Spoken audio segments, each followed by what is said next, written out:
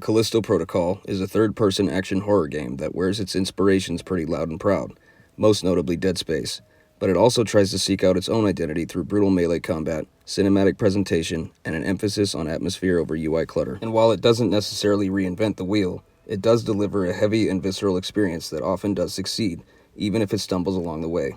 When the game first released back in 2022, it didn't exactly land well on its feet.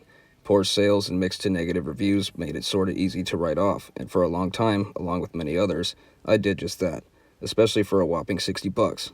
But when I saw it at GameStop all these years later for $10, I figured it was worth the risk.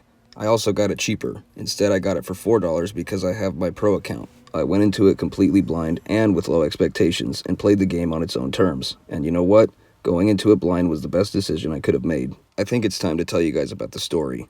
The Callisto Protocol follows our main protagonist, Jacob Lee, a cargo pilot who was wrongfully imprisoned in Black Iron Prison, a maximum security facility on one of Jupiter's moons, Callisto. Shortly upon his arrival, a mysterious outbreak transforms the inmates of this prison into grotesque monsters, throwing the prison into complete chaos. As Jacob fights to survive this nightmare, he uncovers dark secrets tied to the prison, its experiments, and his own past. The story leans heavy into body horror, corporate conspiracies, and psychological tension, presenting its narrative through the environment, audio logs that you find, and seamless in-game cutscenes. The game is visually stunning. The lighting and shadow work is nothing short of excellent. Here's an example I'd like to share.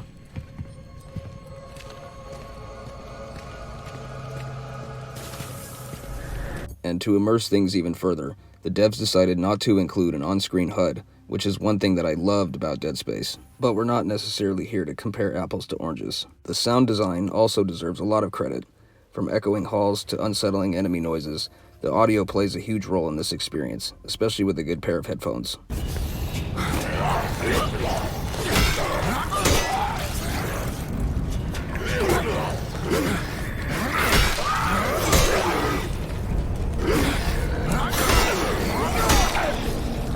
The Callisto Protocol excels in brutality and in the body horror department. Jacob's death sequences are creative and very graphic, reinforcing the constant danger.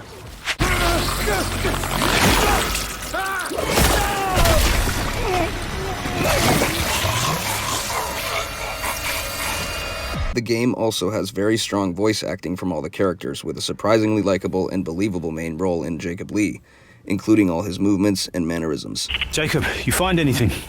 The lockup had already been raided. All that's left is this baton. Stun baton, yeah. Those things do pack a punch, though, and we are gonna need it.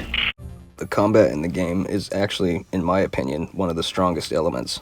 While it may be difficult and a little bit repetitive, every encounter just feels weighty, violent, and personal, just like a melee-focused horror game should. And there's plenty of other weapons to use, such as guns and telekinesis. Every swing, dodge, and counter has a sense of impact that makes every fight feel desperate rather than power-driven. The weapon variety, as well as the enemy variety, in my opinion is solid, along with a weapon upgrade system that is pretty straightforward, yet satisfying, without feeling overwhelming. I also really appreciated the illusion of the limited resources, immersing the player even more into the horror experience. Sadly, not everything's perfect. After a little while of playing the game, the fear factor does start to fade a little bit. The gameplay is also quite linear, which limits too much exploration, and that sucks for somebody like me. And also some of the stealth sections can feel a little bit awkward as well. The game also includes some annoying design choices, such as those stupid button prompts to open some doors. There also were some points in the game that I would come across things on fire and the visual effects would be a bit inconsistent. And while there is a New Game Plus, another thing that is relatively annoying is that there is no chapter select. But to me, the most disappointing aspect of the game is that it feels a bit incomplete due to locking the ending in DLC. But back to the positive side of things, the performance overall is pretty solid, and I had a lot of fun with this game.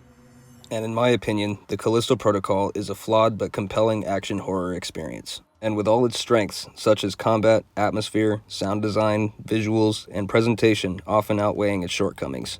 While it does lose some of its fear over time, and does include some frustrating design choices, it does remain an intense, cinematic journey that horror fans such as myself will likely appreciate. I really did enjoy this game, and I hope that you guys can too. Thank you for watching my review of the Callisto Protocol.